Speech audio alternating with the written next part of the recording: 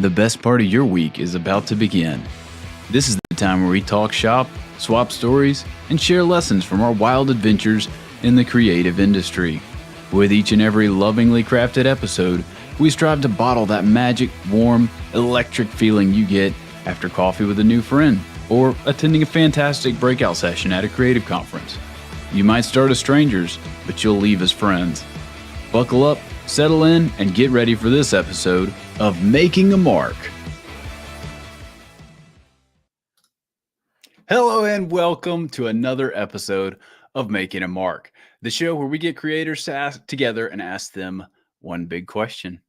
I'm joined as always by my dear internet friend, Ashley Ulmer. Ashley, how you doing today? Good. How are you? Can we just talk about how cool that hat is that you're wearing? Look at it. Oh, this old thing? Oh, this little guy right here? Yeah. I'm excited it finally got to you. I feel like all the shipments I made for internet friends took forever to get to people. I don't know if I did it wrong, but I sent that out like almost 2 weeks ago and you probably just got it, right? I did just get it. I got it just in the nick of time on Wednesday. Well, 2 days ago. I don't know depending on how you're defining a nick of time, but if it's a 48-hour window, yes. Yeah. And I specifically ordered it for this moment. I just want to jump in because you said a nick of time. And so I think that's a perfect segue to who our guest is today. His name's Nik. Right? Did that work? That was beautiful. You're a pro. You're a pro. Nik, as an Nik expert Goodner. in a nick of time, a nick of time means 20 minutes late anywhere you go. So that's what a nick of time is. So. A Nik Goodner of time is actually 20 minutes Goodner late. of time. Goodner. Yeah. I love that. And also, well, you're on time today. Yeah. Thanks for being here, Nik, in a nick of time. I'm glad to be here. Good to be hanging out. Who else we got today, Ash? We also have our friend Dustin Harper. What? Woo! Hey guys. I would think of a fun, like, clever name for your name, but I don't know. But if your name was Justin, I feel like it'd be like just in time. But we could say he's Dust in time. He's dust in time. It's a reach, but I'll take it.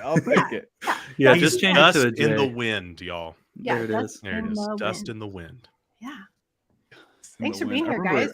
Our dear friend Dustin Cooper, the other Dustin. I thought about that a couple days ago. I was like, dang, we should have had the Dustins on the call together so we could have more. I really like matching up people's names like we did with Ronald and Ruben, or Ron and Ruben. Yeah, guys, thanks for joining us today. We're really excited to have you. I do want to plug Ashley's store in an official capacity because she's not going to. Y'all, if you want a lovely headdress like mine, she's got that and other cool stuff on her new shop, Internet Friends, which I feel like, Ash, you've always got this like timely sense about you. It's like what the people need. The people need. Can I just say that technically the name Internet Friends, we talked about that on Making a Mark because we say that a lot. We're like, oh, we're all internet friends. And I'm like, that's such a good name. So I actually got it from the show. So thanks. Wow. Worlds colliding. That's lovely. Oh, look at this. It's my hat. Yeah. Right there. That's actually, I think, the actual one that you're wearing. Wow. I've got the beta test. Model hat. Yeah. What's it called? The model hat. Yeah, for real. I was very close to getting Sad Girls Club. I just didn't, or the Cool Moms Club. I actually had a few guys get Sad Girls Club, which is kind of funny. I think that could have been real nice. I'm also a right hand. Like I was like, how do I combine the most things that are not true about me onto one hat? Get that Sad Girls, cool Moms, and a lefty. A lefty, rock and rolling, baby. Well, I'm a lefty. Yeah, see, you need the hat. A lefty. I think there's a lot of lefty designers. That's why Guys, That's exactly why I did it. If you're left-handed in the chat, let us know. Or if you know how many of your friends are left-handed, because I really do feel like most guys, of my. Come on. If you're left-handed in the chat, buy the hat. I mean, come on. You Come on. gotta learn how to promo here, people. Let's promo. Hey, If you're left-handed in the chat, Yeah. you got to go buy the hat right now.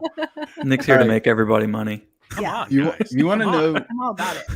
You want to know a weird bucket list thing for me? Andrew's lefty. Is have you ever guys seen like the telethons they do when they're like fundraising on like PBS and stuff? Heck yeah. Yes. It is so unpleasant to watch. It is so like they're stretching the time out. They're like all this stuff.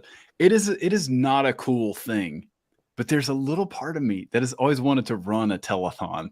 Like I wanted to say like, hey, we've got variety show because we need to fill up 12 hours of television. What are we gonna do? Yeah.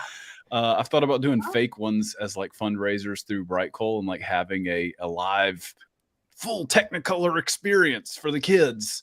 But it's never taken off. So my weird obsessions are becoming a truck driver and running a landscaping company and you know what's so crazy? Running a telethon. I feel like right now, like normally we're pretty good about including the guests, but I'm just having a chat with you for a second, Josh. Not today. What's funny is being a truck driver is one of mine and my husband Sean's dreams. Like when we retire, we're like, we want to be a truck driver because that'd be so no way to travel and make money. That'd be cool. Oh, I have geeked out on like watch some documentaries. Like there's a lot of content out there about like you can practice being a truck driver. Yeah. Some of my TikTok is actually truck driver simulators and watching what guys are cooking in their truck while they're out on the road. Yeah. And that's the show, guys. Thanks for joining us today. Thanks for having us. All right. Well, see you all next time. Guys, let's jump into this puppy. We're going round robin for everything. So we'll go Ash, Nik, Dustin, Josh. As you know, I'm always going to talk unnecessarily in between everybody. But Nik, why don't you go ahead and give us a little quick intro about yourself for those of you who don't know who Mr. Goodner is, and then Dustin, you do the same. Tell us where you're from, what do you do, why your mom loves you. Yeah, we round robin. Ash is going to go first, but actually Nik is going to go first. Well, she doesn't need to introduce herself. In theory, I don't know who after Ashley 16 is. episodes, people know who Ashley is. Okay. Maybe. Hopefully, yeah. Well, my name is Nik, and probably a lot of you know me. Probably a lot of this audience knows me from Creative Church. I created it back in 2015. Started as an Instagram account, grew into a community for church creatives, and now we're focusing on helping those creatives find jobs that they love within a church context. Outside of that, I'm a marketing consultant. I've worked with brands like Boxcast. Yeah, there's me. I've worked with brands like Boxcast and Keller Williams to help them with their marketing and social media presence, all that good stuff. And this year I decided that I wanted to go front seat, take an active role and start helping people market themselves and make money marketing themselves, because I see that there's a lot of people that like they want to be a creator, they want to do this whole like creative thing, but they don't know how to connect themselves to their buyers. And so that's my whole plan and mission this year.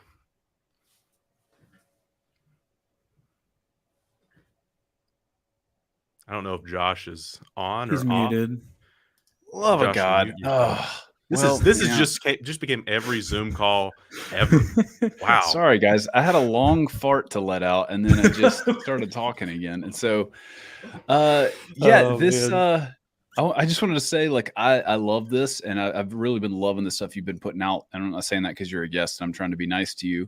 I really have enjoyed, especially the stuff you have been just cranking out this year. And I think this makes a ton of sense. Like the creator economy is just continuing to grow, and more people are seeing this as like a viable career. And then there's bridging that gap between, I know a thing, I need clients. And like, I think you're in a great position to help connect the dots for folks. That's great. I'm just excited to talk with you, Nik, because I feel like anytime like I've ever interacted with you, like as far as podcasts and stuff, you're always like leading it. You're always the host and asking the questions. So I'm interested to talk to you, just like, you know. Yeah, that's the easier job. Like that's the better job actually in all of this. Yeah. It's just nerve-wracking to sit here and be interviewed. Like, what are you gonna be asked next? I don't know. I love that. And then you're like, hey, we don't have any prep time. We're going live right now. And I'm like, oh crap. Yeah, we had no warm up in the green room today, guys. One of the things that I always love when you're on a podcast and the roles switch, and like the interviewee starts asking questions and stuff, and that's always a fun dynamic. But that's kind of the way this one's engineered, is at some point we drift off into conversation land where I hope by maybe the you've end got of a this, I question for completely somebody flip else. the entire interview structure into I'm interviewing all of you all. Love And it. this is now the It'll Nik probably Goodner happen. podcast, and I just publish it right to my feed. I don't have to worry about creating an episode this week. So that's what I'm really It'll hoping for happen. here. All you got to do is ask me a question about anything I care about, and I will not shut up for about 20 minutes. Perfect. But before we get into that lovely segment, Dustin. Oh, I'm so sorry. I am so sorry. We're messing this puppy up. Ashley, we keep forgetting the how it's made session. Oh, I texted you the pictures. Did you get them? Are we going to do that first? We're going to go over. We do it at the beginning of the show. Well, You're yeah, crazy? but you got to introduce Dustin first, and then we go back and do that. We haven't talked to Dustin. We got to ask him what he's about. Who's Dustin? Who's Dustin? Who are you, So Dustin's from Charleston, West Virginia. So I work with Church Media Squad. I think everyone knows that. I've been there about 3 years. Yeah, what? And so I'm a squad lead over there. I get to lead about 6 people, do some admin stuff, and then still keep my hands on all the designs. Me and my wife were foster parents. That's a big part of what we do, who we are. So we've adopted 2 siblings, and then we're fostering 2 siblings. So we have a total of 4 kids right now. Wow. And 2 of those kids are under 2 years old. Nice. So that is very exciting. It's awesome. a fun thing, man. We just felt called to it, and it's something. I mean, anytime that we get to say like what we do or who we're about, that comes up. So I think that's what makes my mom proud, Josh, to tail into your last. It should. Like, that is truly like in my mind, like one of the most like selfless things you can do is not go like, oh, let me go volunteer somewhere. Let me go on a mission trip. No, let me bring somebody into my house that is broken and like be there and know that they're going to leave at some point, like sometimes an unknown point. And like, that's just like all kinds of hard and pain. And you guys say, yep, bring it on. And that's fantastic. Like that is so cool. And I love that you're teeing that up, because I know for a lot of people, like they're maybe kicking around the idea of adoption or foster parenting and like hearing the other folks doing it and making life happen. It's got to be super encouraging. And yeah, definitely. And not to like derail the episode, but that's one thing we want to do is like normalize it. I think there's such a stigma around these kids not being like normal, or like they're just kids that needed a home. They're no different than kids you go to church with or whatever. So anyways, I did want to say it's an honor to be here today too. I love and respect all the stuff that you all do. So thanks for having me. Dustin, what I recommend for you is Ashley Ulmer's Cool Moms hat. Who put back up the website? Thanks, Nik. Yo, I do want to say, like, I love that normalizing thing, because a lot of times, like, the knee-jerk thing when you say foster, you think about the families that have like 18 kids and like 2 Sprinter vans in their driveway, and there's like all this like weird, like, oh, I'm not going there, right? Like that's a lot, and that's not. There's a lot of different ways to. Dustin's like, we actually have those vans in our driveway, man. We did have to get a 3-row car, but whatever. I said I'm a foster parent, not that I'm destroying the stigma. Right. That's great. Nik, we were on your website, and then I remember that you had a special page for everybody today. Is that right? Yeah. If you are watching this and you want a free download, and we haven't talked about anything of value yet, but you can go to nikgoodner.com. Well, besides Dustin and his foster parenting, nikgoodner.com/MAM, ma'am. You can go and it's just for us. Grab a free download there. I will take your email because I'm a marketer, not in charity. So anyway, I love that. You are officially the fanciest of all boys. I love this. Yes. Nik, both of those sites you released this week look so good, by the way. Thank you. Like, I'd both like to of thank them look Squarespace, who is I was gonna say I could tell, but I love it. Dude, I got some love for Squarespace. You can do a lot of magic stuff in there. I was just gonna say, Josh, we don't have a website for Making a Mark, so we'll just use Nik's landing page as our website. From now on, everyone's just directed to just go there. You'll Yeah, learn that's better. Actually, I'm gonna fight you after this episode.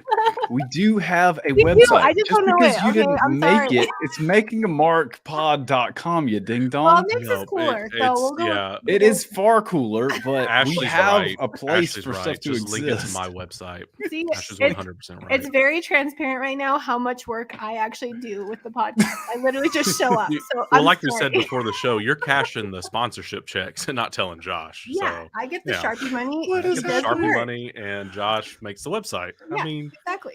it's a great deal, I think. So Nick warned us on Wow. Instagram he was going to derail us at minute 8, and I think we're at 15. So we made it We did it. 7 minutes I further. did. I'm We I am did a it. man of my word. I will You derail this are. podcast. You are. It's the one thing I On my work guarantee. website, and they blocked your website.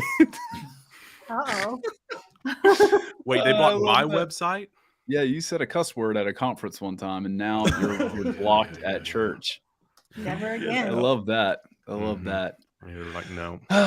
Guys, yeah, this has been a blast. I don't know how you're going to derail this thing because it's not like we're on a train heading in a direction. We're more like on a bicycle in the desert, like just kind of, Yeah. I don't know where you want to go today. But we do have a topic today. Ashley, what's our topic? We are talking about experience versus information. And I guess we can go kind of debating which is better, right? I'm excited to hear what you guys have to say about it because once again, I'm not prepared with my answer, but I'm ready to answer it whenever. Which All right, is so I better? think, yeah, I mean, it's more of like less of like which one's better. Obviously, experience is more valuable than information.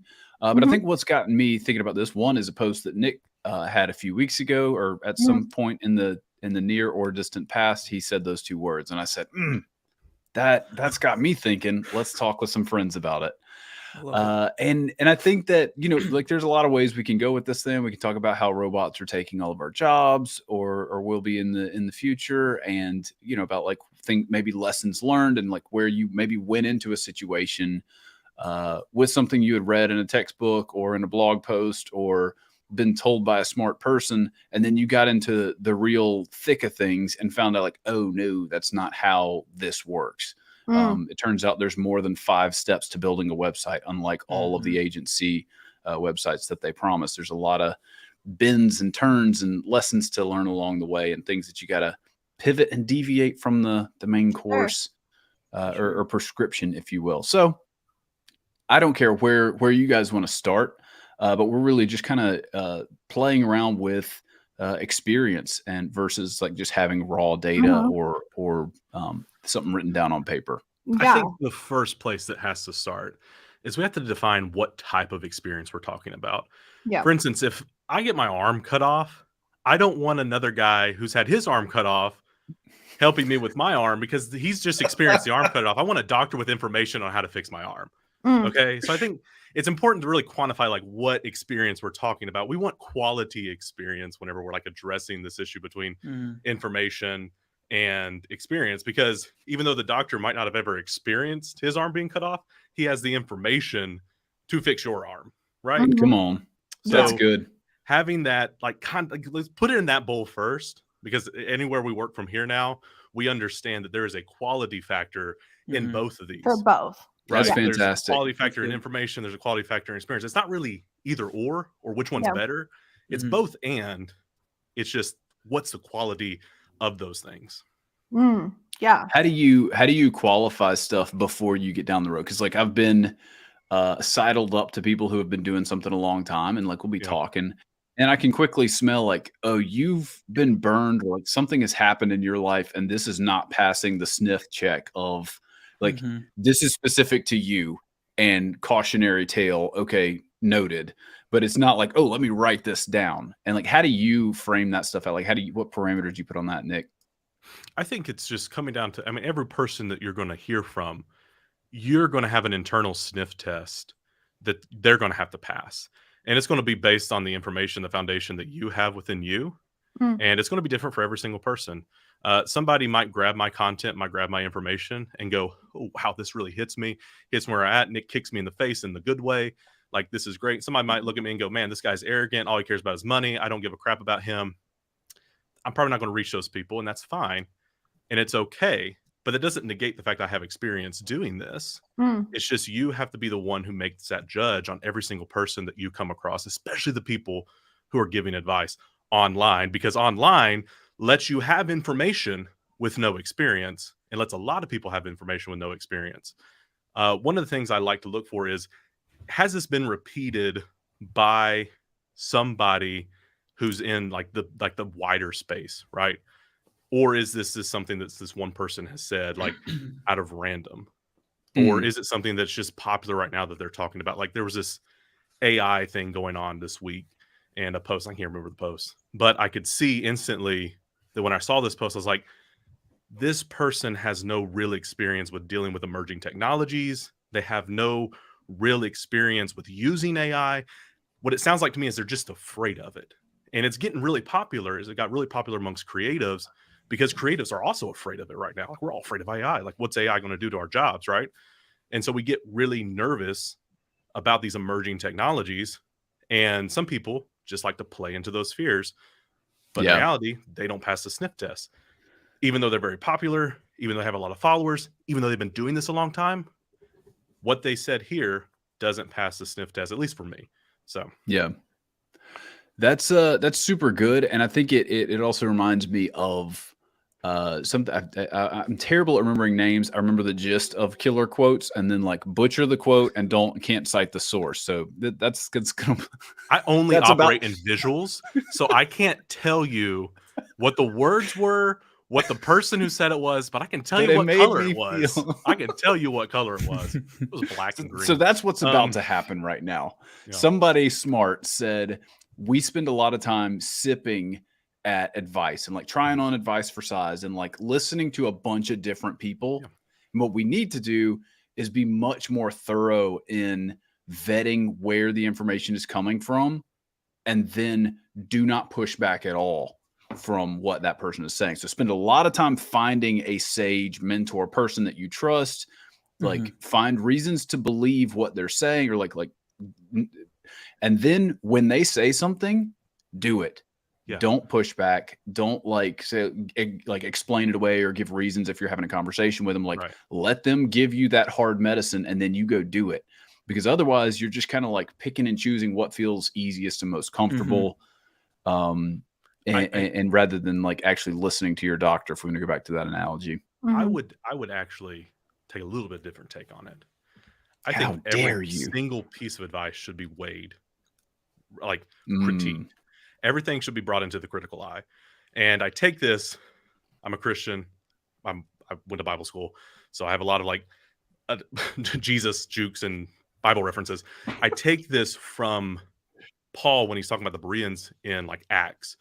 And he says, be wise like the Bereans who went home, examined the word of God to see if what Paul was saying was true. That was wisdom, to have that critical eye on any advice, even though it was coming from this guy who claims he saw Jesus. They still went and they examined to make sure that what he was saying was true.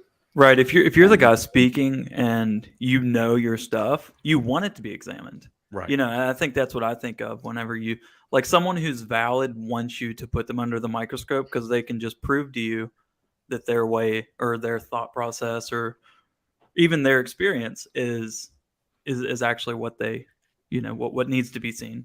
And to add to that, it's that critical eye for people that will start to shift their thought. See, what a lot of people really underestimate is, a lot of creators, especially new ones, they get mad when people rebuttal. I fucking love it, because when people rebuttal, it tells me they're taking what I said, weighing it against what they know, and they are trying it against how they're doing things right now. And they're seeing if what I said was true. And if what I said was true to them, guess what? I have successfully created change for a person. Yeah. I love conflict. I love when people rebuttal me, because it tells me that they are thinking about what I have said, what I've posted, what I've created. Yeah, like it's you didn't just like echo something they already felt. Like, yeah, more of this. Like, either you're getting sharper or they are like processing, one of the two. Sorry, Ashley, go ahead. Oh no, it's okay. I was just gonna say, I mean, I feel like that's a good thought, because they're taking the information that you're presenting to them, they're questioning it or trying it out for themselves. So they're almost getting the experience themselves. and they're combining their experience with your information and finding a truth for themselves. Yeah. And I think that's a good way to take it too. Yeah. That is good. All right, Nik, you need to stop talking now. Dustin, it is your turn to talk. Not fully on this exact thing we were talking about, but back to kind of like the information experience situation.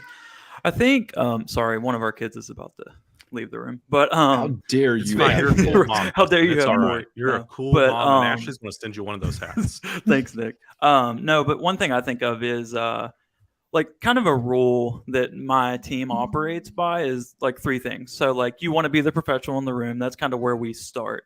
And like ways that we do that, and this is kind of leading into the experience thing, is like these three phrases, like always be human, always be sincere, and always be helpful. So if you approach every single task in your day with those three things, so like what needs to be human, keep it human. What can be automated, automate. That's kind of where I like draw that line. And but then it's just like if you take that into every conversation and every task, for me anyways, the client feels like they're winning no matter if what you produced at the end of the day was exactly what they envisioned or not. That's good.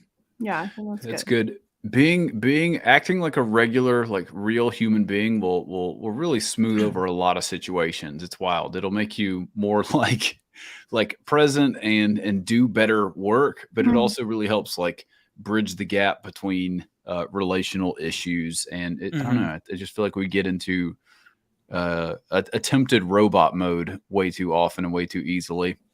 What it kind of reminds me of, Josh, is an episode that we had back in the day with Dustin on Freelance Fridays. We talked about whether we thought going to school, like going to college for design, like to have the information to learn that, was as important as actually like, being in the field for so many years. So, obviously experience versus information again.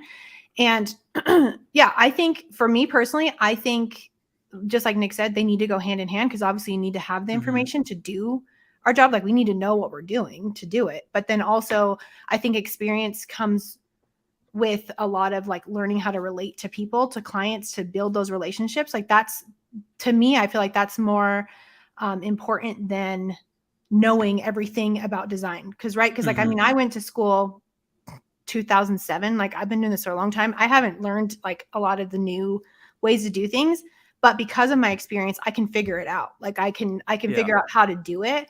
But with my experience, I know how to build relationships with clients and to make them feel welcome and to make them feel like, working with me is fun versus them feeling intimidated because I know everything about, design, but I'm a butthead. You know what I mean? Like, I think it's more important to have. In return, they're like rooting for you to do good too.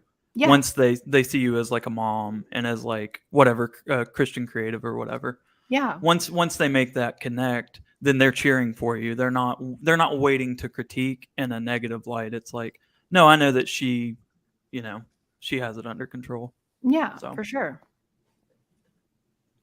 Yeah, a nice little snippet anecdote that I think captures what you're talking about is information is knowing what every single tool in like Adobe Illustrator does. Like you've got, all the hotkeys, like you're up on all the like latest features inside the tool. And experience is using shapes and the pen tool to, make meaningful work for people for the same thing. 20, 30, 50 years. Right.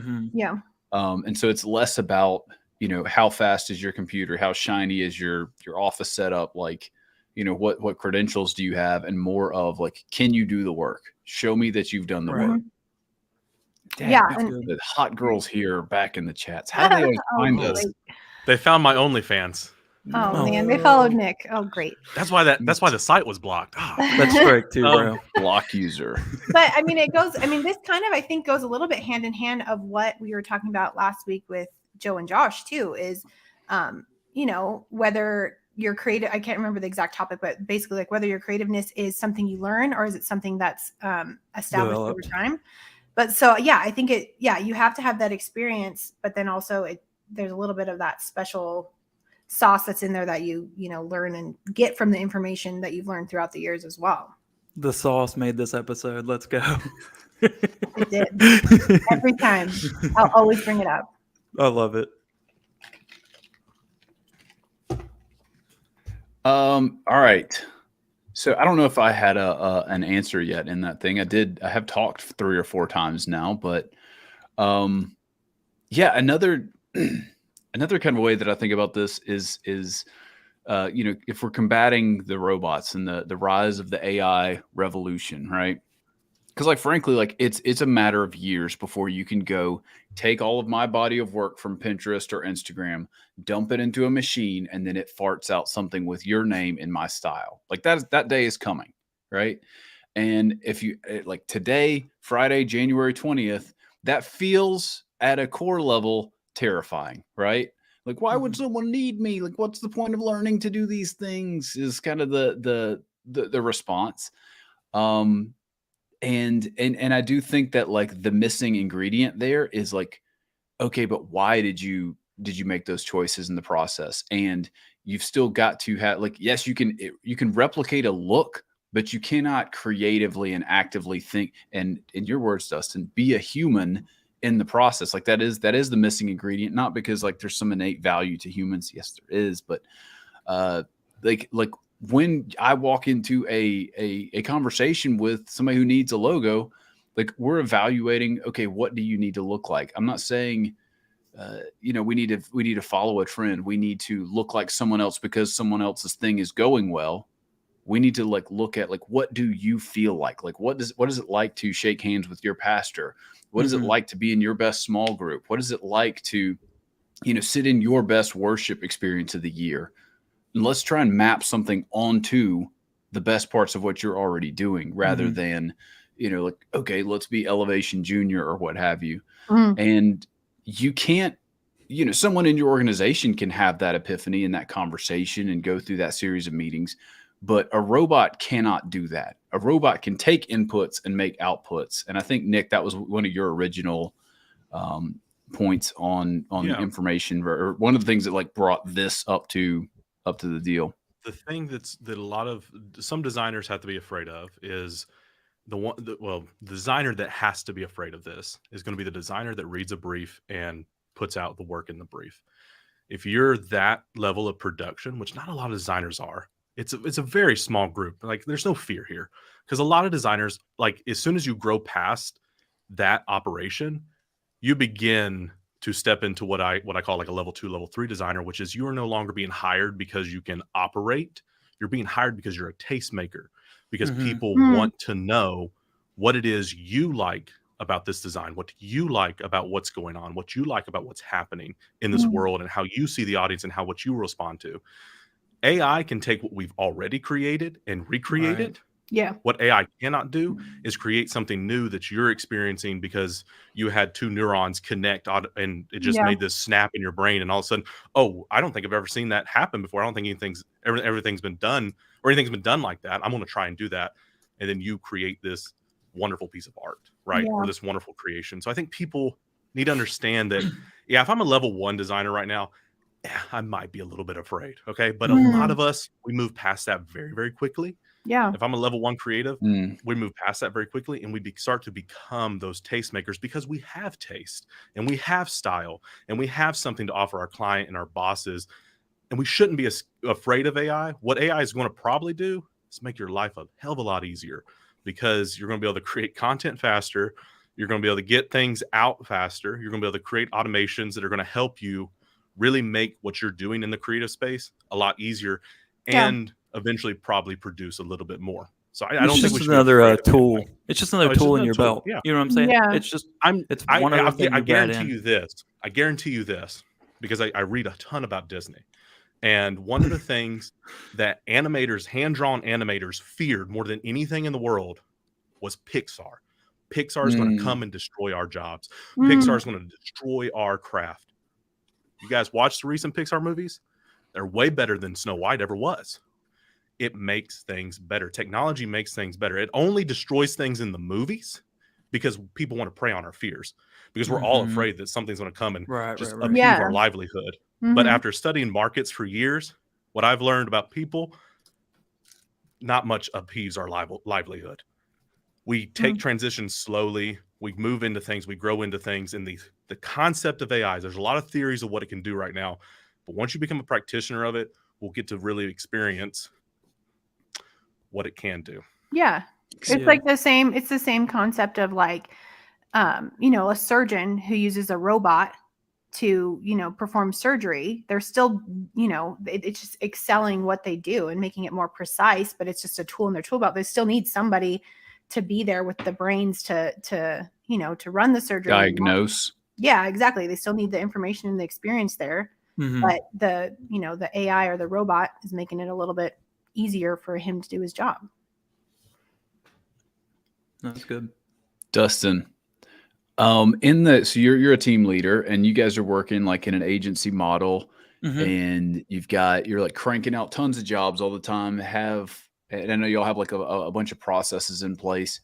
How do you see, put on your imagination, how do you see AI affecting that, in the next decade? Let's say CMS or Church Media Squad wants to like really actively embrace it.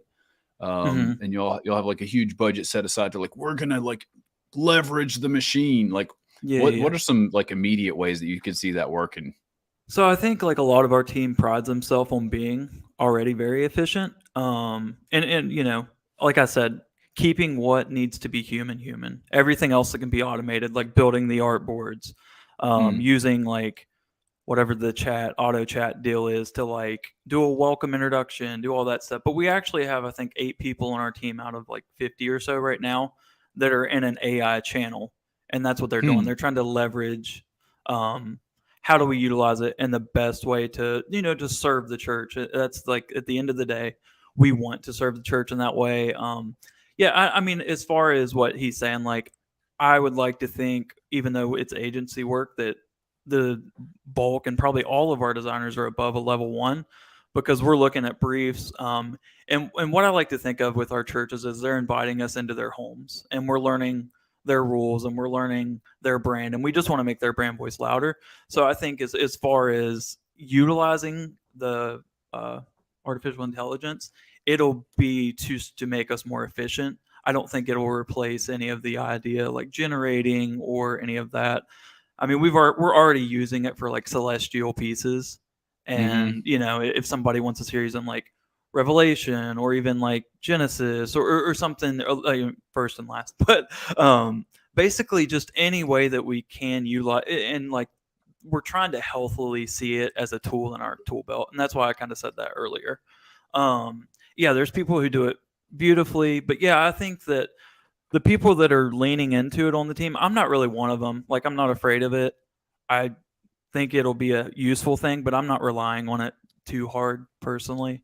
But the people that are in on it, they read it, they read about it. They're trying to figure out how to make us more efficient so that, churches get what they need at the level they need it to be, but quicker. Yeah. And I think that, there's kind of a version of this where we all become like little mini art directors. But I saw this post the other day and I said, this is it. Because like what they were able to do is like crank out a bunch of different alternates for Easter and try stuff on for size without doing, like, if you were going to go make this in real life, like, so you had, the real arch and the banner, or like even making this in Photoshop, it's going to take a considerable investment just to try these on for size. But it's going to allow us to iterate much, much more quickly. You think about like traditional style drawing versus Procreate on an iPad. Once something's done, like you got to go start over to get back to that point. There is no undo, right? I mean, you could argue an eraser is, but like it just allows you to crank through early concepts and bad ideas more quickly and efficiently to get to some of that gold and free up more of your life to make Toy Story and not Snow White in your words, Nik. That's interesting. I never even thought about it as like the iteration process to use it for that. That's why they pay me the big bucks, Ashley, because I think of the best ideas. I look on Instagram and see other people doing it. Sure. That's why Good they job, pay me the Josh. big bucks, because I look at Instagram and then Oh, talk yeah. to you guys about it. You only get that Actually, kind of they stuff pay here, Ashley guys. the big bucks. You're just They here to pay make the me the website. buck. Yeah, Yeah, you remember just think Ashley you're gets getting the big paid. bucks. Josh, Exactly. not to fully go there, but you mentioned earlier, like, you know, down the road, somebody could look and see all your your body of work and create something like that. Well, I mean, and we don't have to get in the nitty gritty of it, but I feel like there's some copyright that you're going to run into, and I think that's the narrative that a lot of creatives are leaning into. Is that something that you've put any stock into, or? That is an excellent point, and I haven't even thought about good old big brother law and legal system like protecting me, because I mean, immediately, especially if you're an artist, you built a singular style, and it's one thing if some little like pipsqueak like rips you on Instagram and like redoes your stuff, right? They're not taking work away from you. But one of our previous guests, like Tammy Coker, he has basically invented an art style that he is known for, getting hired by Bacardi and Apple and all these brands to like, hey, we want your thing. And, if Apple was to just put all his stuff in a generator and crank out the commercial that they want, like, yes, he is entitled to. It's a matter of time before laws are in place that prevent that type of thing. Now, will Like people intellectual still? property? Yeah. No, well, people still like Pirate Bay it and like hack it for sure, but I think there'll be guardrails in place. I think that's going to be what really blows the kneecaps out of this whole thing. Agreed. Because once we get into like who gets the copyright whenever there's some copyright currently on AI work, like, and it basically operates as a tier system, right? However much you pay is however much you get to claim that this is yours. But that's all, it's what we call theoretical law, basing it off of what current laws are and operating that way. But what we're getting into right now is a completely new type of industry, a new type of formation of idea and thought and intellectual property. So I think that's probably what's going to hinder probably a lot of growth in AI, is who gets to claim the copyright and who gets, like, if I create my version of Mickey Mouse, right? Do I get to claim that? And it goes gangbusters. It makes billions of dollars. Do I get to claim that, or does the AI get a cut? Like, that stuff will have to be sorted out legally, because AI companies know one thing right now and one thing only, and that is it costs a shit ton of money to run AI on these servers, and they got to figure out how to make that money. And I think they'll probably be trying to make that money by establishing some sort of fee system that gets them a copyright. And whenever they go into that and try to do that, that'll be whenever the law has to step in and say, well, what are our actual legal boundaries here? Well, I think that's where creatives are going to win, and I think creatives have won for a long time. Is like somebody like Passion City, like their big mark is we make everything in house. Everything we do, every picture you see, if there's an image of a woman with like text over top of her, she goes to their church. It's not just like an unsplash image. And I think that the more that creatives are able to generate their own images into AI, so like for instance that Easter look. So if you for some reason had a nice landscape shot like that and you claimed 100% of that, I think that's the people that are going to win, not the ones that just download images that searched Google and then put together this thing. So and even if, like, let's say in some crazy world, like the government decides we're too busy, we can't worry about AI legalities, y'all artists, like, we're fighting wars and doing taxes and stuff. We're like, okay, cool, fend for ourselves mode, right? I think it still comes back to like, yes, can you? Okay, I look at one of my favorite designers of all time, one of the living legends I talk about a lot, John Contino. You guys probably remember seeing like that sailor inspired like hand lettering stuff. Let me pull up on Pinterest here. And it was like he was one of the guys who was like, hey, what if we drew our logos, and what if they weren't perfect and shiny? And this was 2010 kind of zone. And just rocked everybody's world. They're like, wait, we can draw? We can do that instead of a computer? And so a ton of people came out and like obviously copycatted his stuff. And like he's been ripped off by clothing brands and all these things. And by the time I get him pulled up, I'm gonna be done talking about this. It's delightful. I need a guy in the studio like checking the volumes and Yeah. helping me with sound effects. Ashley, a where are little- you at? okay. Where's your sound panel? I couldn't run sound panel even if you asked me to. I don't know what I'm doing. I need to bring back the sound panel and introduce fart noises into the topic again. just drop a comment if we need to bring the soundboard back into the shows. All right, so this is like newer stuff, but like he was big on like this style of thing right here, right? Then we saw a ton of people doing it, but he is graduated. He's like evolving. He's doing new stuff. He's taking this and then like adding to it now. So, and again, kind of comes back to that creative element that AI will lack at some level. Is okay. What does chapter 2 of this look like?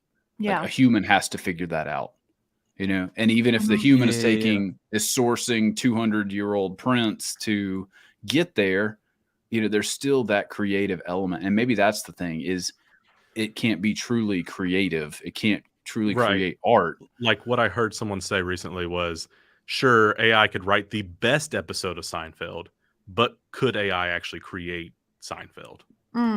Like, yeah, it can take what has already been established. Yeah. And I can make that, but can it create something that's true to the human experience that hasn't been logged on the internet? And I think there's a study out that's like 85% of our information, and I might be blowing that statistic out of my butt, but 85% of our human information is not on the internet. Like, we just have 15% of it. Most of it's still trapped in library books, and nobody goes to the library. So that's where, creatives, if you're looking for great ideas, just go to the library. No one's going there. So like, it only can take what it knows, right, and replicate that. Yeah. And again, I know it's a lot more complex than that. And there's probably some AI tech person listening like, no, it can do all these sub features. The robot's father. The robot's father. My boy is so great.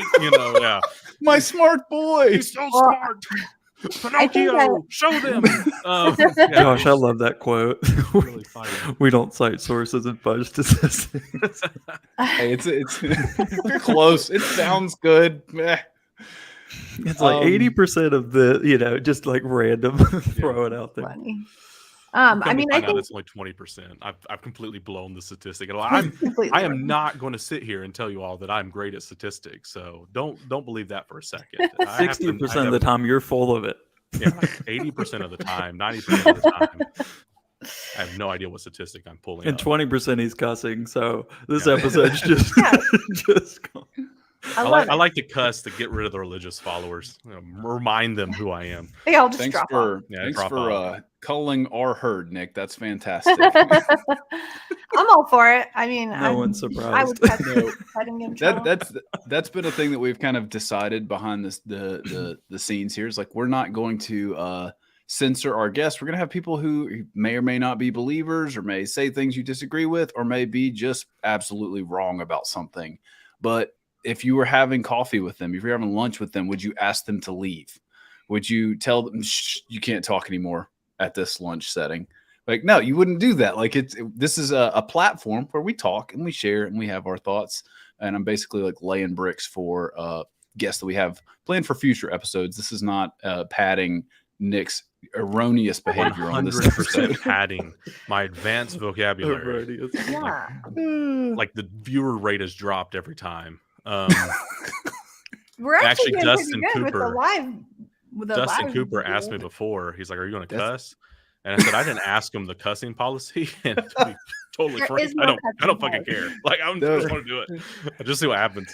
So Love I could- that. I we could didn't have prep time. No one told me what the rules were. I don't know. There's no rules. It's Outback There's no Steakhouse, baby. No rules. Man, just right. I was I so would just proud to let it show rip. my daughter this episode, but I guess I can't now.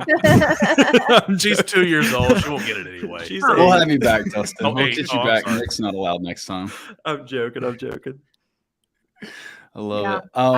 I was gonna say, back, like, talking about the AI thing, the way I kind of think of it as like us as creatives, I think of us as almost like we're chefs or like a cook. Like, we grab all our ingredients, we kind of make our thing. Like, so for me, for instance, like say I'm making like a shirt design. Like I'll say literally an example of yesterday. I was making a shirt design for a poke restaurant, and their whole thing is they're a Latin Asian fusion, restaurant. So I was like, okay, so how could I combine Asian, Latin, poke?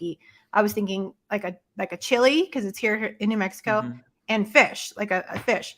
So then my thought, like, for me to take all those elements, I take a picture of a fish as a reference when I draw it. So I'm grabbing that Google image, looking at a tuna fish, grabbing an image of a chili, using that as a reference as I draw, combining those together, slicing up the fish, making it a thing. So there's so many like elements that go into it, plus the creative juice and my experience and my information I've learned throughout the years. So it's almost like, how can you replicate that with an AI? Right, because you like a client. That's what I was saying about tastemaking earlier.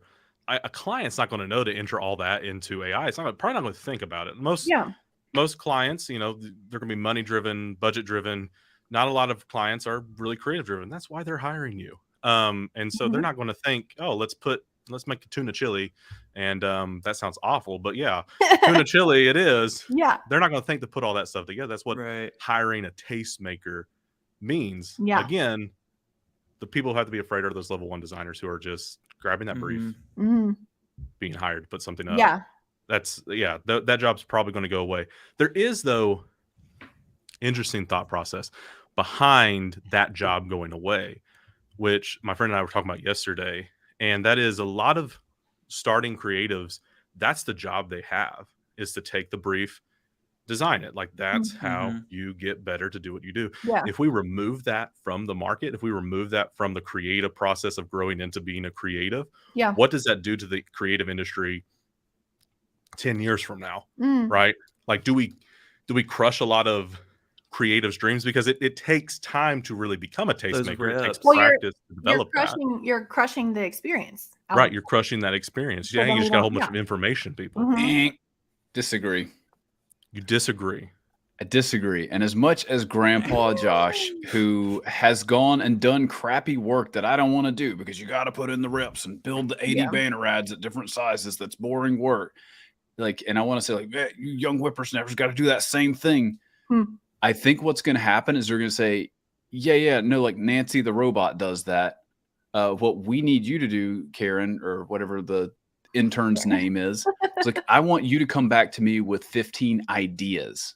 I want you to practice creating at a rudimentary level. Like then your department then becomes a whole bunch of people doing what they probably should be doing now, and like creatively thinking and practicing being a human, practicing, adding that. Let me art ask you this, element Grandpa Josh, though.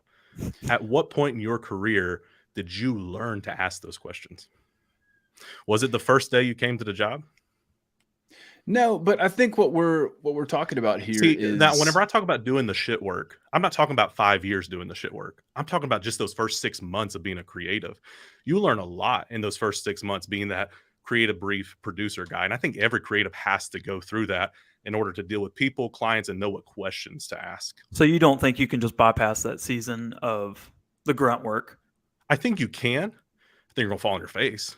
I've seen too many people fall on their face to know that that's not going to be how it operates. So in that instance, though, I wonder if you would have a mentor. You know what I'm saying? That you were. Yeah, that would be the solution if we're removing that aspect. A lot of designers, though, are self-trained. What it now requires for us older creatives to do is actually turn around and train and mentor and be open to mentoring these young people. I don't know if any of you guys had mentors. I certainly didn't. I did. No. Okay, so Josh is the only one. See, this again. You're filtering things through your foundation, but 3 of us here didn't have a mentor, didn't have someone to guide us in this process. We had to learn everything on our own, so we had to have that shit work.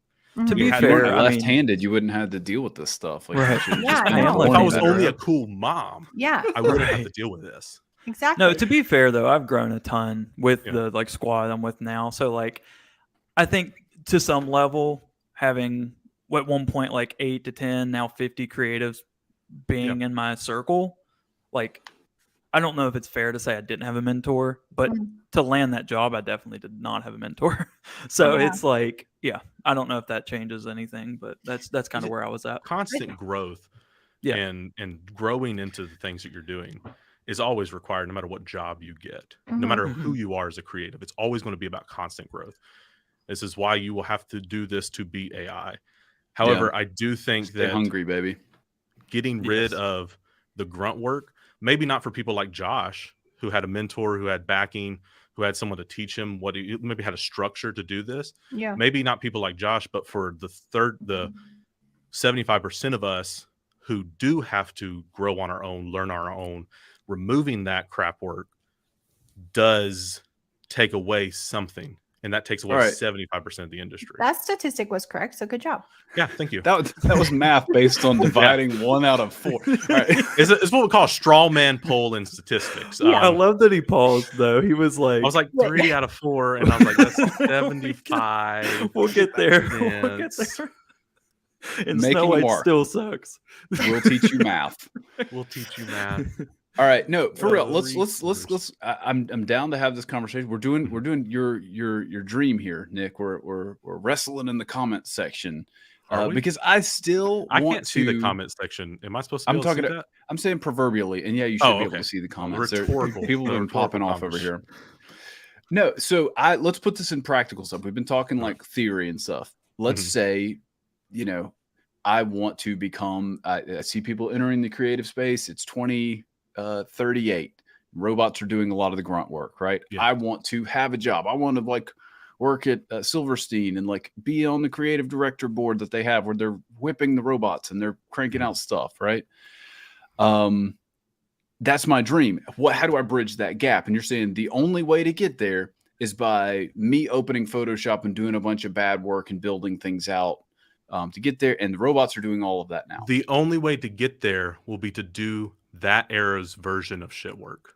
Mm-hmm. That's what I'm saying. Yeah. And I think what that our is era's version of shit work was getting the brief and designing it. Okay.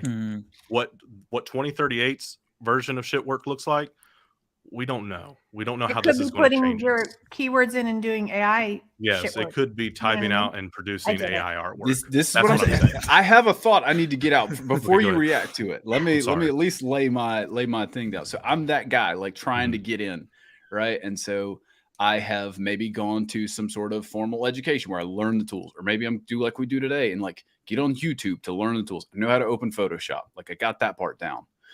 Then I do something that I literally did that nobody told me to. I was like, oh, Photoshop's great. I can put this army soldier on the back of the pterodactyl. I'm made some random, dumb, silly things in Photoshop. I was playing. I was having fun. I was and that is still putting in reps. Just because nobody's paying you for it and you're having fun doesn't mean it can't be part of that natural process. Sure. And then you pair that with, all right, knock on the door of the big agency. I would like a job. They're like, cool. We have a horrible internship for you. We'll pay you $4 an hour. You get to wipe down the robots. And also we need you to crank out 200 ideas a week for us. And so you're trading, hey, go build out the elements from a campaign and doing the back end of the work that the robots now do. And instead you're presenting a bunch of terrible ideas to the conversation so that there's one good one. You see this happen in Nashville and with TV shows where a bunch of songwriters are just hammering out songs. And then they get that one that's gold. Right. And so we are all training to become the creative director that has the eye, that has the taste, that calls the shots, that decides what the winning campaign or brief is. But in the meantime, you're literally practicing the reps to do that. In our current system, you could stay stuck in level 1 because we got to have somebody to build it out. And so you have to force yourself to get to level 2. You have to say, I want to sit in that chair. I want to be a creative director, not a designer. And instead, we're all going to be on a more similar path. And that path is going to be exploration, creativity, ideation, which is way more fun and way more fulfilling. And I think that's where you're going to have that catapult of Pixar or Snow White to Toy Story of if we're pulling from 6,000 ideas for our Easter sermon series, don't you think that's going to be better than the 2 comps we got from our designer? Yeah. Well, and I think what we've been talking about, the missing ingredient is passion. So it's I think about, and I think it is the sauce, but I think about it if you just scroll through my Instagram and stuff, I'm creating 8 hours a day and I only share one time a week. Like I don't really live for that, but like the passion's there. Like I'll be driving and hear a song like from, whatever Christian artist, and literally be like, once I get home, I don't care what's going on. Like I have to put this on my computer just because like I get, ideas and thoughts. And I think that won't go away though, even in the future, is like the creatives having a deep passion to just make things. So like whether or not you're again showcasing it or not, I think that the driving factor is still going to be like passion. And I think that's why a lot of people have left careers that they used to do and now do this, because it's something that was literally like you just couldn't get away from it. Exactly. Got the bug. Yeah, it's just I always say this all the time, but I'll say it again, is like we were created by a creator, and AI necessarily wasn't. So we have that, maybe it's a gene or whatever you want to call it. Like it's in our DNA to want to create things. Like it's in our, again, the sauce, the heart, the passion. Like that's always going to be there. And that might not be found with AI because, Yeah, could AI be inspired the way we are? Yeah, I don't like just by walking outside and seeing like a nice gradient sunset. Like, I don't know. I don't know. Who knows? But I don't think so. If it's like Wall-E, then yes, because Wall-E definitely has a soul, and Wall-E's going to heaven. Nik, so I'd like got really loud and then like dropped the mic, but I truly am like asking, like, do you see a flaw in the world that I just described? Like, does that? No, but I would say I stand over? by the fact that we're talking about the same thing. No matter what, every beginner level designer is always going to have to go through a phase where they're learning the process of doing this. For instance, what you said, you're just going to be in a room pumping out 2,000 ideas. That's shit work, because what we need is still experience. Yeah, we need you to present 10 good ideas, not 100 bad ideas. So that's still the experience that we're growing into. Does that make sense? Yeah, and if you're saying there will always be work that no one wants to do, yes. If you're saying we're going to have a gap or like a chasm or like a dip of like a generation of people that can't get into the industry because of circumstances, I don't know if I agree with that, but I do think the creative industry can't keep growing at its current clip. Like at some point the market's going to get saturated. We're going to say, cool, we've got enough creators, enough people shooting video now. Thank you. We're done. I think we're not there yet, but it could happen. I think we are there. I think we're definitely there. We're getting there. Really?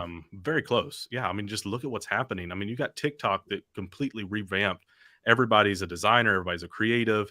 I mean, everybody's creating content on their own. Like they're learning how to do this. Eventually, what you're going to have is people who started their own business. They learned how to make their own videos. They learned how to make their own YouTubes. They learned how to make their own designs because it was a necessity. So they'll just keep doing it themselves because it's easier, cheaper, and better for them. And they don't have to become a 500-person company or a 10-person company to keep doing what they're doing. They can just be that solo creator. So I think there is already a chasm happening that we're not noticing. I think what AI is going to do is going to wash away probably a lot more beginner level creators.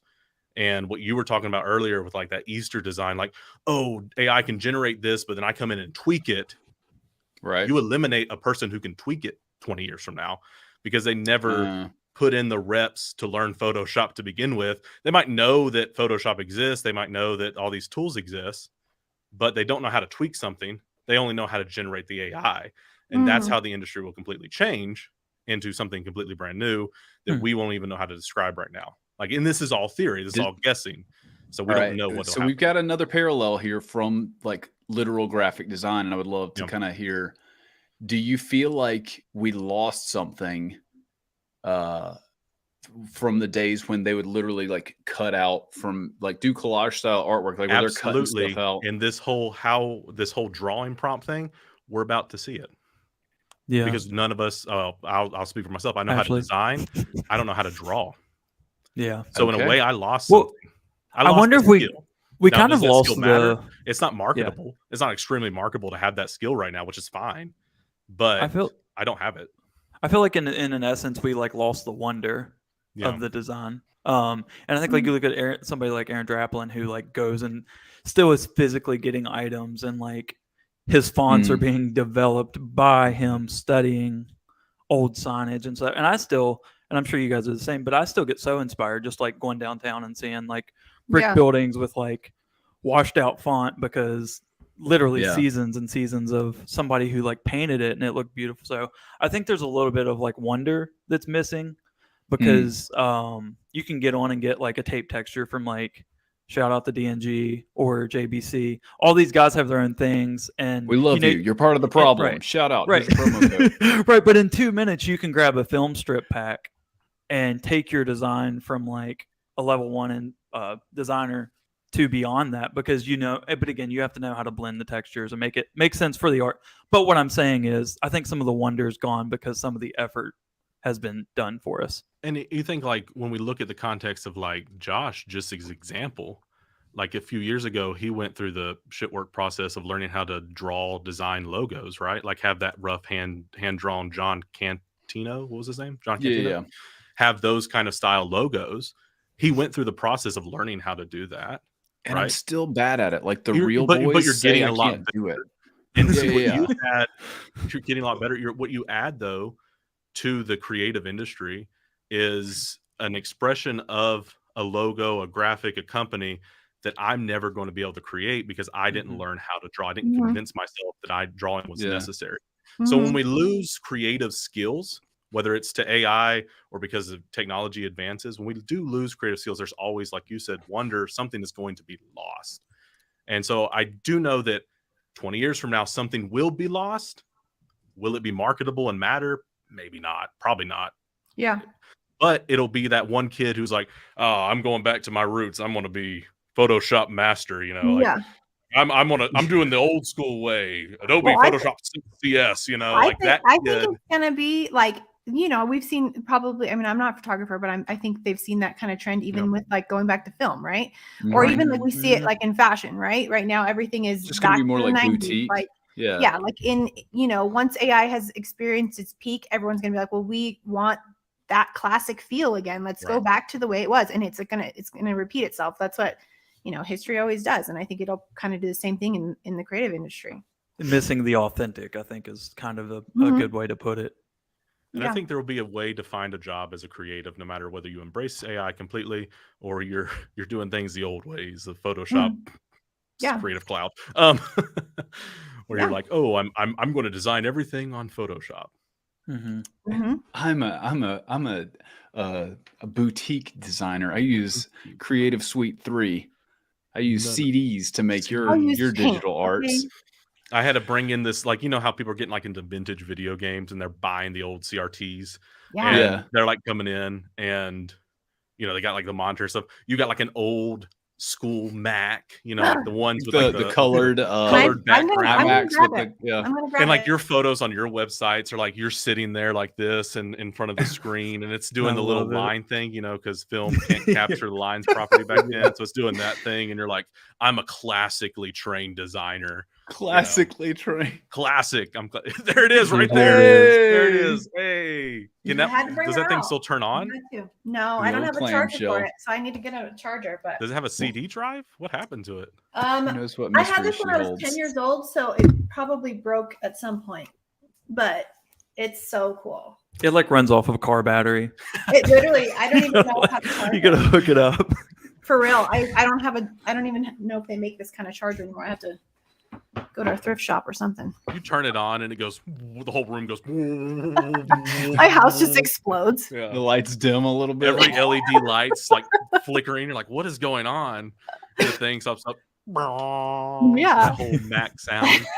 I suddenly realized how little I've been designing time-wise, because I'm like, what is that thing?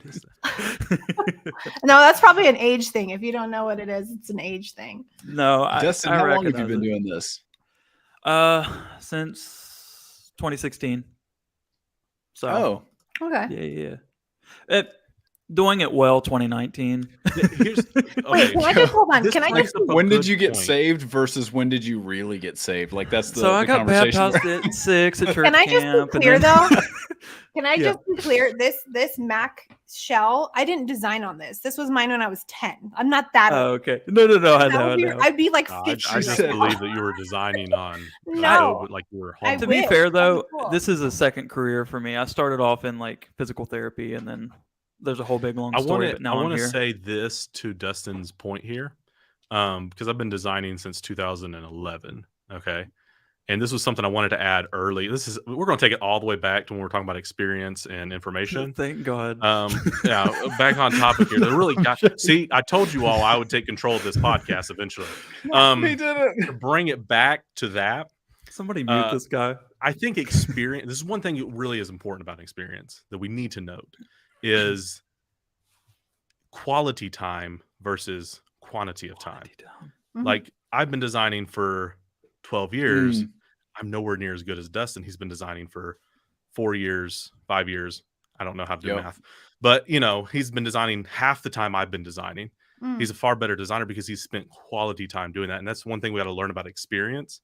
Like, just because you've been in this industry for 15 years doesn't mean a lick to anybody else.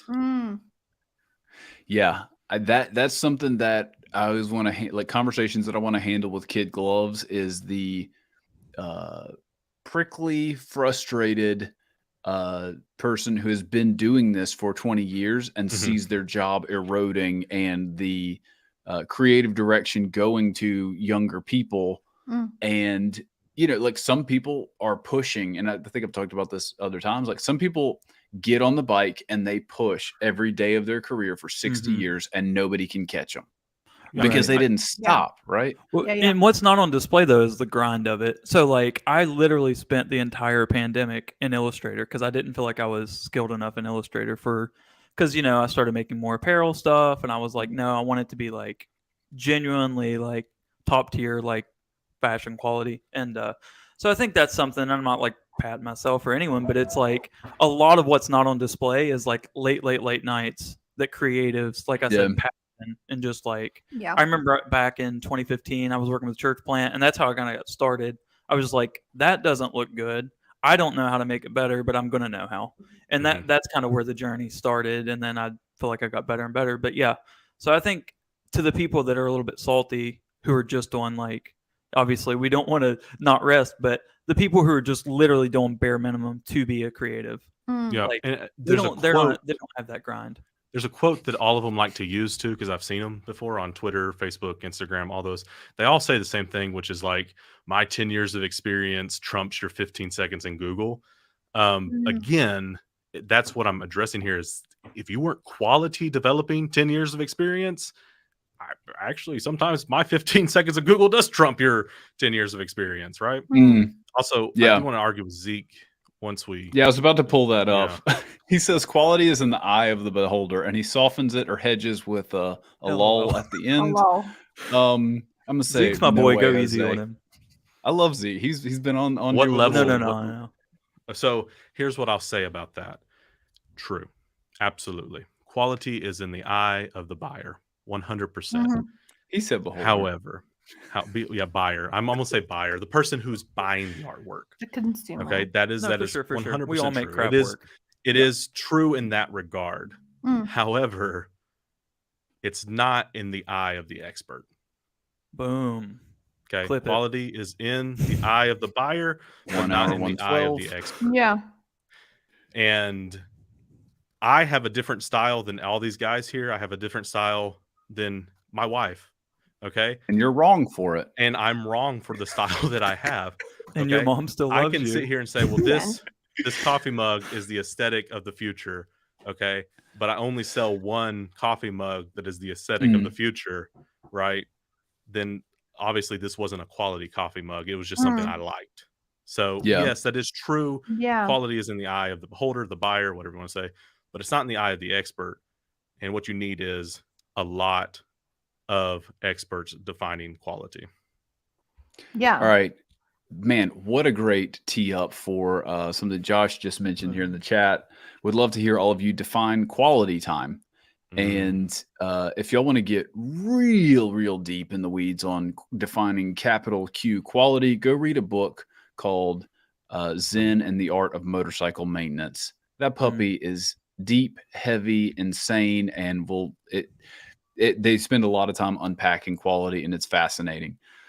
So let's don't do what is quality, what's not. That feels massive, and we're trying to land the plane on this episode. But I would love to do one last round robin and talk about, like, what do you mean when you say quality time? Like, what does it mean to be on cruise control versus going somewhere and having a Paul Rand-esque career? Yeah. Mhm. Well, for me, I think quality time, like as far as creative, like for me personally, I think quality time is literally creating for the passion of it and for the love of it, because that's when, like me personally, or I think creatives in general, make the best work, because there's no parameters. You're just creating for fun. You're creating because you love it. And you can try new things and experience new things as far as creative, juice is flowing and stuff. So I think quality time is literally just cranking out work for the fun of it. Yeah. I agree. I think that Nicholas? the technical, once you get technical about things and you're just being very prescriptive with your design, you're not really exploring anything. You're like, okay, well, I got to design a book. Here's a book I designed. Like that's whenever you start to get into the autopilot, the auto control. And I'll say this though about it. I don't know that every season has to be development season for creatives. And I might have said it earlier in a way that made me think that, but now that I'm thinking about it, there is times in our careers that we're going to be on autopilot just because of life happening, things going on, new adventures were going on. Maybe we're adopting foster kids like Dustin over here. Survival mode is what we call that, baby. Right, idle mode. You just go into this phase. It's not a bad thing to not be pushing for quality all the time, or I've always got to be searching for quality. But I think there will be seasons of that idleness.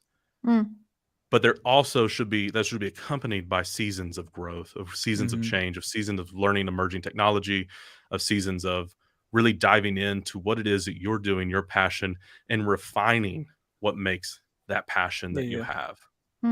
That's good. Yeah, and I think to echo your point on like seasons, like absolutely. Like we're not saying, at least I'm not saying, the path to victory is don't rest and like push yourself to the limits 6 days a week forever. I think like I definitely spent 8 years of my career showing up, doing the job, learning things by proxy, and just because I was like kind of putting in the reps.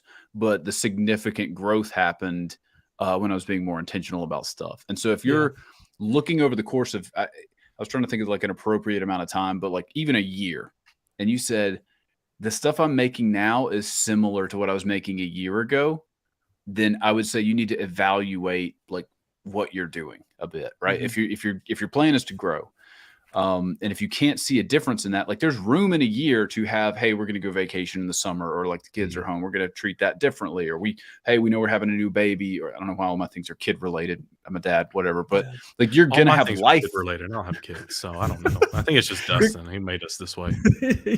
You're going to have life stuff happening, and you need to account for that. And we're not all like, work robots, but there's 12 months in a year, baby. You need to have learned something. You need to have had some kind of like growth in that. I've got more I want to share, but Dustin, it is actually your turn, so I don't want to keep rolling. I just expect it at this point, but no, I'm just playing. But no, the word that I had was just intentionality. I think to be done with excellence is to be done with intention, and I think that especially when you're talking about quality, if you think about when you do quality work, your phone's silenced. You don't, Slack notifications are muted. You've got your favorite music or podcast on, and you're intentionally spending time developing your craft. So I think that's, I mean, intentionality. Intentionality. It's where you're focused. And like to Ashley's point, I don't think that means that it's like you're not exploring and having fun and stuff. Yeah. But I do think I do my best work when I set myself up with intention to be in a quiet space and do all that. So I don't know if that really ties in, but I think for me, for quality, it's intentionality. That's good. It definitely is. That's probably the simplest and most helpful way to categorize that. Like, am I pushing? Am I thinking? Am I actively being a human in this process, or am I just checking off a box and like doing the steps that are possible to make? I don't know if this is going to be mirrored or not. Can y'all read that? Or is it backwards? It's mirrored. backwards. That is but- 100% Perfect. back. All right, so basically, somebody framed, again, not going to cite the source and butcher the quote as is common practice here on Making a Mark, but somebody said like that sweet spot where you get in the zone and like you're growing and doing the things we're talking about, quality time, if you will. It happens when you find that tension between, hey, I absolutely know how to do everything over here. This is easy. Yeah. Mhm. This is impossible, and this is a talent gap that I haven't like mastered yet. But there's always Exploration. a little gap right here where like it's a challenge to get to that next step. Yeah. And I don't quite know if I can get there, but I know what the next step is. Yeah. And like doing the work in there, hang out there, and then that little line will keep moving to the Yeah. right, and you'll keep growing that's over good. time, and you will have a freaking blast hanging out in that zone. It's like enough of a challenge Yeah. to get you, like, you know, when you're working out in the gym. I know it's a bunch of design nerds listen to this, and it probably, maybe this is a bad example, but like, you don't want to go like, all right, let me make a huge leap. You want to just go one more rep. Call back to Yeah. episode with Mhm. Well, can with our boy. Can I give an actual real life example of what you just said? Like, I'm literally experiencing that right now with a project I'm working on. So I'll just tell you about the project. So obviously I've illustrated like hundreds and hundreds of things throughout the years, right? But I'm working on illustrating a children's book right now for a client. And the element that's, like you said, I have the foundation of illustrating. I know how to do that. I know the end goal. I can kind of see it. But the little growth area I'm having right now is illustrating one character doing multiple things, right? Because I normally illustrate a face, or I illustrate whatever. Like, I illustrate it as a still frame versus illustrating a little girl playing on a swing set versus her, you know, eating breakfast or whatever. So it's the same character, but like changing it. So by me doing this, it gives me bubble guts, to be honest, because it's a little bit, makes me nervous working on it because I'm not used to it, but it's also pushing my craft farther with more experience because I'm learning a new skill based on That's so good. No, that is good. And what you didn't do is you didn't go like, someone says, hey, I want a children's book, and you're like, I've only ever done photo manipulation, but that's a computer thing. Yeah, I can do that. And like, you're jumping, making a huge leap, right? Like you didn't do that. You said, okay, I've done this, and like there's the next logical step. And yeah, that's the fun place, man. Like it's hard but achievable. I think is the thing you want to keep an eye on for that. For sure. Guys, this has been a blast. We've got one last thing to do here in the episode today. We've got a wonderful drawing prompt. So we're going to get your Sharpie out, and in the namesake of the show, we're going to make a mark. And Do you know what we're drawing? Did you have the idea? I do. I asked somebody earlier in the chats. Okay, and I was going to say a cool idea, but we'll do theirs. Nope, you were not going to. Jazz said, draw a personification of AI. So we got 60 seconds. Hey, wait, we bypassed the how it's made section. Just saying. Yeah. And I want to apologize. I want to do that. What is that one? I derailed you, Josh, but I just didn't want to cut off Dustin's intro. So that was my bad. Derailed it, and then we never re-railed. Yeah. Well, now that Dustin said that, what is that? It's where we ask you how you made something, and that's the wrong screen.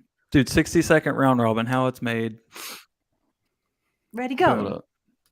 I'm going to say AI on no matter what it is. Well, see, Nick's like, I hired somebody to make this. Nick's is more going to be like, it's a conversation. So it's not really like how he made it, not how he made the graphic, but the conversation of what he wrote in the graphic. Oh, you guys want to know my creative process? No one is exempt. We're going with Dustin first. AI. What's the piece we're examining right there, today? The put your boots on. And podcast listeners, if you want to follow along, visit Instagram.com. He's at Dustin 1, 2, it's 3 underscores Harper. I chose this one because I just really liked it. And buy a hat. And I want to buy one. For sure. So actually it's you can see, like, I don't want to give away details, but we partner with Redemption Church. That's a phrase that they use often. They're in Beaumont, Texas. So he was like, think Western, think like cowboy, think horse. So I was like, I'm just gonna think all those things, and then so I put it on that, and then just the typical like arc font look, and just tried to make it look Western so that his. Cool. I don't know. I think a big thing for me is like I just want church attendees to want to wear what we send them, and if they're not going to, if it's just going to hang in their closet or be put in, whatever, then I'm not going to send it. Like I don't want to do that. So I just want to make like apparel or merch or whatever that's wearable. So like the nitty gritty of actually how you made it, and I know this is extending our episode, Josh. So I apologize. How dare you? But the nitty gritty of how you made it. So like that actual image of the cowboy and the horse, is that a stock image that you? So I pieced parts of it together. I used Shutterstock as the base. Cool. That's where I got the cowboy, the horse, and then I grabbed the cactus, and then I put the yellow circle behind him. Yeah. Just to add depth to it. Yeah, it's cool. Yeah, it's just like I said, it's like you're being a chef, you grab these elements, these tools that you use, put it together, and make something cool. Yeah, I really wish I hand drew that, but I didn't. So I'll be honest. No, yeah, it's real nice. Got it at Target. Awesome. Nik, it's your turn. Which one did you pick? I did what type of creator are you? Because the other day when I read that, I was like, dang, that like I'm a 3. really hit me. Ooh, okay. Next. Dang. You gotta go through all of it real quick, fast. Oh boy. Yeah, see, we don't have to go through. I designed that with Photoshop. But I was more so like talking about the content of it. Like I thought it was really interesting. So how I did this is I don't know if I've ever seen anybody come up with archetypes for like what kind of creators you are, even though there are archetypes that exist. And so I was like, well, that's something that's kind of unique, is like, what is the archetype of the 3 groupings of creators? And there's really only 3. Yeah. There's go back to the first slide. Remember, I spent 8 hours writing it, everything and that I write. Like everything that's been written has been forgotten. I don't keep anything. So entertainer, motivator, teacher. Yeah. We know that these, just from studying social media, we know that these are the 3 categories of creator. We know that this is the type of content that is created.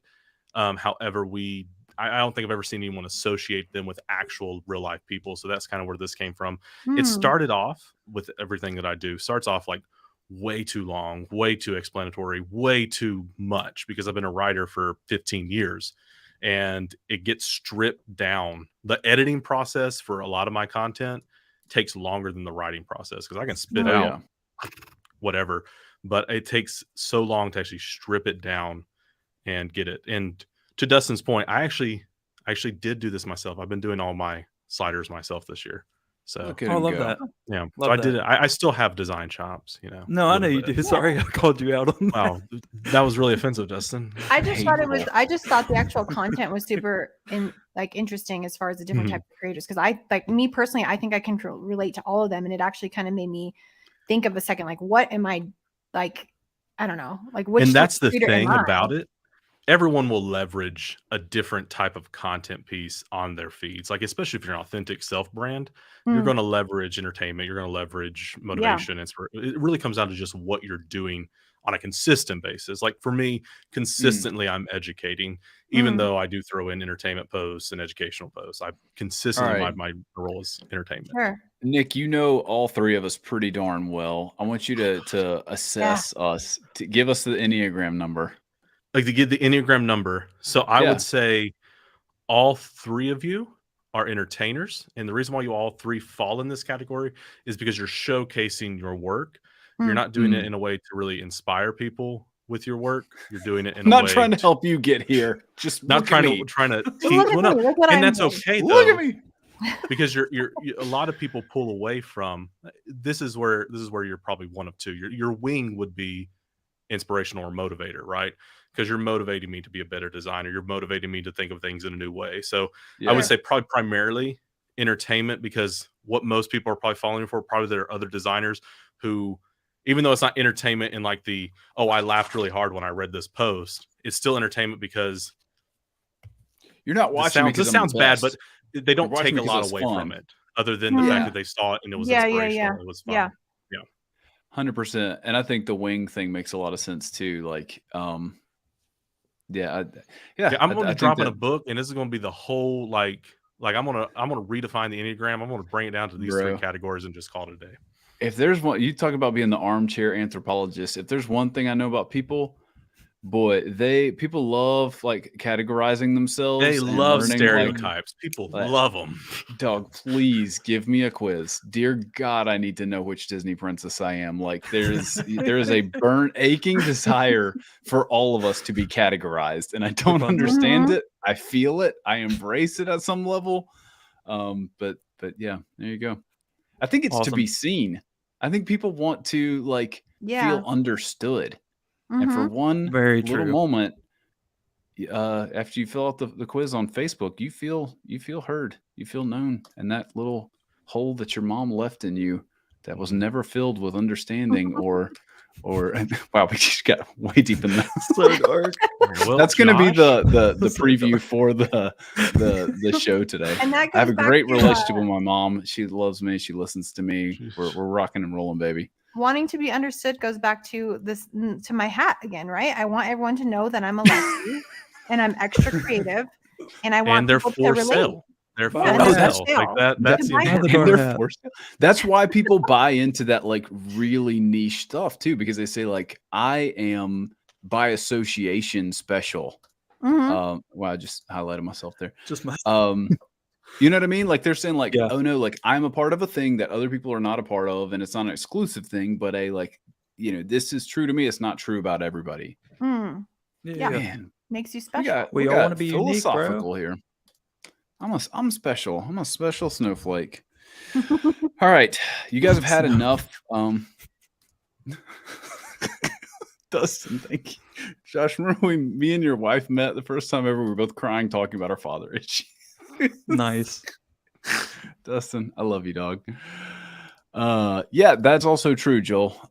People like to hang out with people who think similarly or excited about the same stuff. Love that. All right, we're going to get into making a mark and our drawing prompt that you guys have had a copious, unfair amount of time to think about is... I'm done. I thought this was first. Were you doing You've been doing it drawing this now. I'm finished. I was like, I got to wrap this up because they're getting ready to go to the next thing. Oh shoot! No, we didn't start it yet. All right. Well, you guys draw. I'll entertain the crowd. I love that. It's supposed to be 60 seconds. Wait, 60 seconds. Clock. Your prompt is something about AI. Hang on a second. I already have in mind what I'm going to draw. And A personification of AI. This is beautiful. Ready? Go. So, everybody watching, if you would, comment what you think the personification of AI is. And I'll read those comments. Actually, you know what? I can do this. I promise my followers that if you were watching, and you're probably not watching anymore, you probably left a long time ago. But if you were watching this, that I would look deeply into the camera and tell you that I love you. So, Dustin, Cooper, I love you. Bogey, I love you. You're seen. Jack, Jay Birtle, I love you. And that was it. That was the only 3 people that told me they were going to watch. So I hope you're all here. I love it. This is definitely going to be my greatest work of my life. It's my Also, was I Way supposed more to? than a minute, just FYI. Dustin said no one's ever told him that before. Nope. Wow. It's Holy just crap. been a minute. That's something to talk to your therapist about, Dustin. Probably reach out to them I wonder immediately. if this is mirrored or not. Wait, are you showing it? No.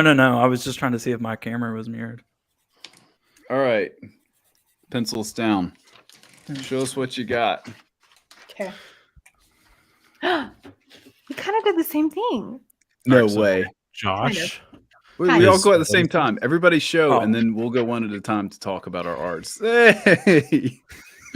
I love it. Me and Ash are definitely on the same cute vibes. Let's go in our round robin. Ash, you're first. So mine is Wally because I was gonna say because someone stole the prompt idea and I was gonna say we should have done a Pixar thing and Gosh, he's that's kind of like good. AI. He's a Smart. robot and I said he's an AI, right? And his name's Wally. That's it. that's beautiful. That's great. That's great. Nik, I love it. All right, Nik, with your 5-minute illustration. For real. As you can see, I took a lot of time here. So I got a few characters out. So I see AI as an emerging technology, and everyone always fears that emerging a knife. technologies are going to destroy. Actually, it was supposed to be a bat. See, this is where I don't know how to draw. It looks like he's gonna stab him. So this is the TV. He's already killed movies. He's going to kill books next. And this is what people think AI is going to do to your creative jobs. But it's not. It's going to be okay. It's going to be fine. We're gonna make it. That's why he's smiling doing it. So in my vision, AI will be doing the grunt work. So your shit work's Shit done. Shit work's I done. drew a $sign and a computer for Adios. the O. R.I.P. shit work. Oh man, your 2-year-old can definitely not watch this now because she saw Dad write a bad word. She saw No, Dad do it's the bad. it's a $sign and a computer. Oh, it's money It's hit not the work. real I thing. got it. Money Money hit hit work. work. Yeah. Money Because hit work. that's where the Money minimal money will be. Is in the it's in the and the S. hit work. All right. So Dustin says thank you for saying you love him because no one's ever said that to him before. All right. That's So what I don't know told him last why. night. I guess this is I have warm feelings towards AI because I drew like a mid-century, like what was that, like the Jetson Judy style Jetson. robot the with like robot. a flash bulb in his head for some reason. Like he's got low-tech hardware for his high-tech job, and he is not generating things. He is using a computer to do things. So he's clicking a little mouse. He looks kind of sweaty and nervous. That was nervous, yeah. unintentional.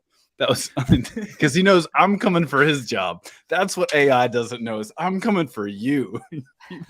Robots need to watch out. Bright Coal's coming. Had I known the prompt earlier, I'd have just generated some AI artwork. Yeah. That off would the day. that would That have would have been been so bad. Oh, that's utterly so bad. hilarious. I Like, could've- And upload a I bunch did of know the Sharpie prompt way drawings. too early. So That's great. That's great. Guys, it's going to be a wrap for today. Again, huge shout out to our guest for today's episode. We'll have links, as always, for everybody down in the show notes. If you've enjoyed this video today, please drop a comment on the video. My love language these days is YouTube comments. If you want to leave a review for us on the podcast platforms, that's peachy. I appreciate that. You can send me a handwritten note. You can buy my child gifts if you want to, but really the thing that connects my soul to yours is a YouTube comment. I don't know why I've been driving that home so hard lately, but guys, I love you. Children, how many gifts is your children getting from the audience? That's a story red flag. for another day.